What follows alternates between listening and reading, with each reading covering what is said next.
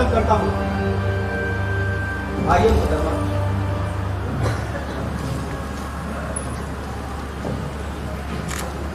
जागो, नाराज मत होना। मेरी तरबियत ही कुछ इस तरह से हुई है कि मैं तहजीब के मुजाहरे से ज्यादा ही करता हूँ। आप अपने होठों के साथ साथ अपनी जुबान का भी इस्तेमाल किया होता तो आपको मजा आ जाता। तुम कुछ बोलती क्यों? बोलती है, बहुत बोलती है। नींद में भी इसकी आवाज सुनाई देती है।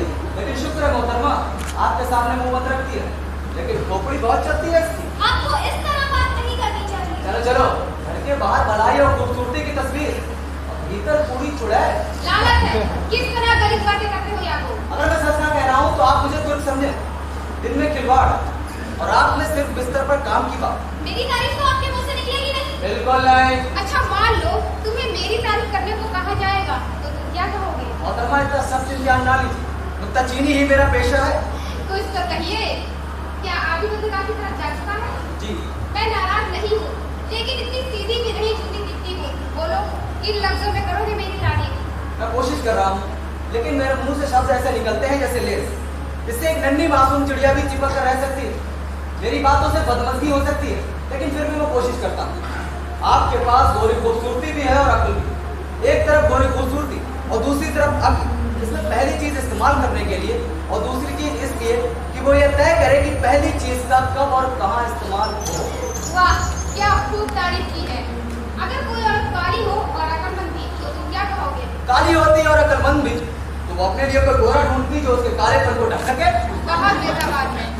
लेकिन अगर कोई गोरी हो और बेवकूफ भी? ऐसा हो ही नहीं सकता। अगर ऐसी गलती करेगी भी तब भी गोरी औलाद ही पाएगी। फुहड़बाजों के चुटकुले हैं ये, बेवकूफों को हंसाने के लिए। अच्छा, उनकी तारीफ कैसे करेंगे जो बदकार बेकार दोनों हो?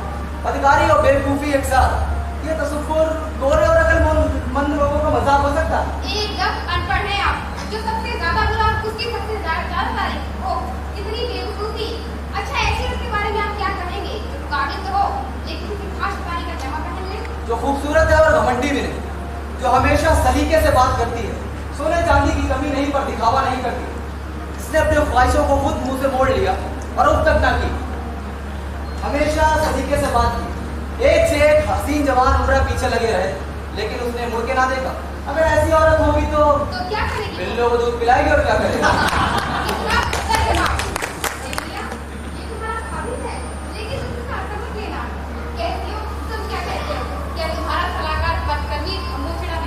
इसकी जबान गले की है मोहतरमा, लेकिन जंग में जौहर दिखा सकता है।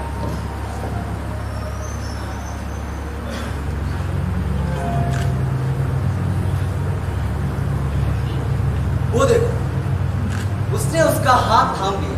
बस इतना ही काफी है।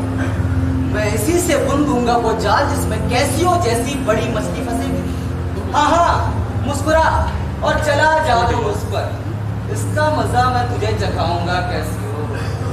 ओह, अगर उन उंगलियों को तू ना चूमता कैसियो तो शायद अपनी नौकरी बचा पाता। देखा कैसे बतिया रहा है। जी हाँ मोहतरमा, जरूर ठीक कहती है आप। वाह, क्या अदा है। तुम्हारे उंगलियों को उल्टों से लगाया। इसका मजा मैं तुझे चखाऊंगा कैसियो, जरूर। जनरल आ रहे हैं। सचमुच वही है। चलो उसका खैर मकदम करें।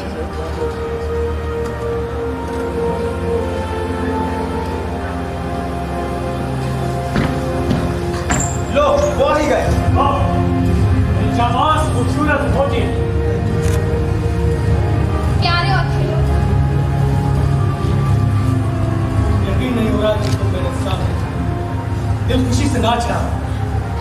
ऐसा लगता है कि हर तूफान के बाद ऐसा सुकून नसीब हो तो खुदा करें कि ऐसे तूफान आए कि मौत के फरिश्ते चाह जाए।